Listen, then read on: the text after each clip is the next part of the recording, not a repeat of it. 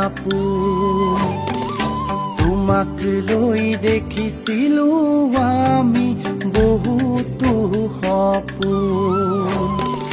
নিষ্ঠুৰ নিয়তিয়ে নিলে তোমাক আমাৰ পৰা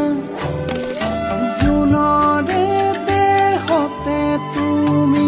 ভালেকৈ থাকিবা তুমি বিনে